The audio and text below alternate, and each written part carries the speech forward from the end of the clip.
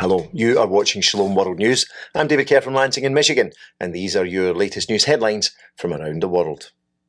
Pope Francis has been released from hospital. The Holy Father had been convalescing at Rome's Gemelli Hospital following abdominal surgery last Wednesday. Today he returned to the Vatican.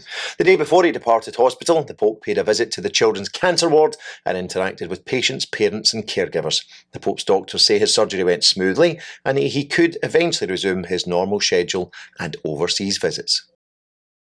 The bishops of the US are set to vote on banning Catholic healthcare institutions from providing chemical or surgical procedures for people who wish to alter their bodies in order to physically imitate the opposite sex. The prelates will vote upon the matter during their spring plenary assembly, currently being held in the Floridian city of Orlando. The Bishops' Committee on Doctrine notes that such interventions, quote, do not respect the fundamental order of the human person as an intrinsic unity of body and soul, with a body that is sexually differentiated. If passed, the proposal would permit the Doctrinal Committee to update the Religious and Ethical Directives for Catholic Healthcare, which provides official direction on moral concerns for Catholic healthcare providers. The Secretary-General of the United Nations says the recent declaration on human fraternity signed by Pope Francis and the Grand Imam of Azhar in Egypt is a model for compassion and human solidarity. Antonio Gutierrez made his comments while addressing the UN Security Council in New York. Mr. Gutierrez said hatred is the driving force behind humanity's worst tendencies and was the factor that led to the start and escalation of conflict.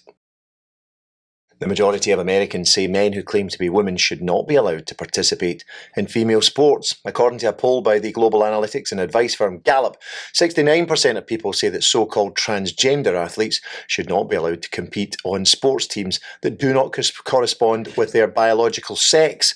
The Gallup poll comes in the wake of nearly 24 states enacting new laws preventing men from competing in female sports.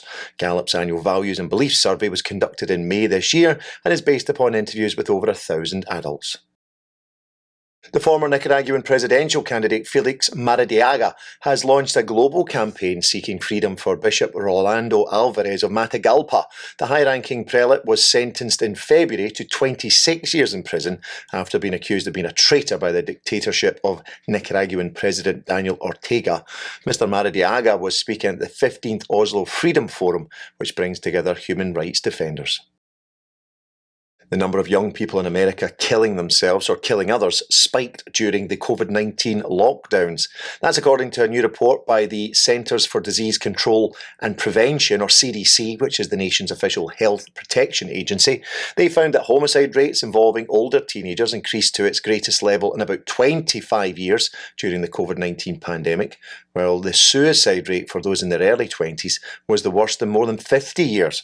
The report cites several explanations for the rise, including increasing rates of depression, dearth of mental health facilities, and the prevalence of guns in American households. The Japanese government is introducing a slew of new measures in a bid to halt the decrease in the country's birth rate. Last year, Japan had just under 800,000 live births. That's the lowest number on record. Now, the Prime Minister, Fumio Kishida, says he will allot 3.5 trillion yen, that's $25 billion, to fund initiatives over 3 years aimed at boosting the birth rate. This includes enhanced financial assistance to families. Mr. Kishida says that the rapidly declining Japanese birth rate and population will make it difficult to maintain the country's social security systems, including local communities, pensions, healthcare, and nursing care. Back to the US, and on Capitol Hill, the Republican-dominated House Appropriations Committee adopted a funding bill amendment on Tuesday that would block federal money from going towards abortion at healthcare facilities run by the Department of Veteran Affairs. The amendment to the Veteran Affairs funding bill was adopted by 34 votes to 27 along party lines. The committee also voted to prevent the Department of Veteran Affairs from funding chemical or surgical procedures for people who wish to alter their bodies in order to physically imitate the opposite sex. They also voted to ban the flying of the rainbow pride flag over veterans' facilities. Russia has been included on a list of state sponsors of human trafficking in the US State Department's new Trafficking in Persons report for 2023.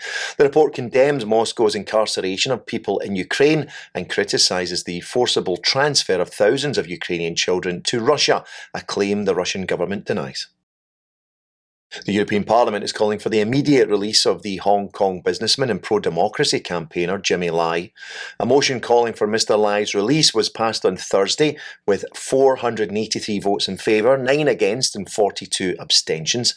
The 75-year-old Mr Lai, who is a Catholic, has been detained in a maximum security prison since December 2020 under Hong Kong's controversial national security law. The Canadian government says it will introduce legislation next year to eradicate forced labour from its economic supply chains. The Canadian Minister of Labour, Seamus O'Regan Jr., made the announcement on the United Nations World Day Against Child Labour, which took place on Monday. Many human rights campaigners have welcomed the news, noting that many goods associated with claims of forced labour in China's Xinjiang province are frequently sold in Canada. Meanwhile, the boss of Twitter, Elon Musk, has tweeted his support for a new film by the Mexican actor and producer Eduardo Verástegui, which exposes child trafficking. Mr. Musk suggested putting the movie, which is entitled Sound of Freedom, onto the social media platform for free for a brief period. The film is based upon the life and mission of the former US Homeland Security agent Tim Ballard, who lost his job after he embarked on saving children from human trafficking. It stars Jim Caviezel and Mira Sorvino. The film is due to be released across the US on July the 4th. Finally, Pope Francis is encouraging people to respect and never forsake grandparents. That's the key thrust of the Pope's message for the third World Day for Grandparents and the Elderly, to be held on July the 23rd. The theme of this year's World Day is His Mercy is from Age to Age, which is taken from the Gospel of St. Luke. Well, that's your latest headlines for now. Do join us for more tomorrow. You can also join us at swnews.org for news updates. Shalom.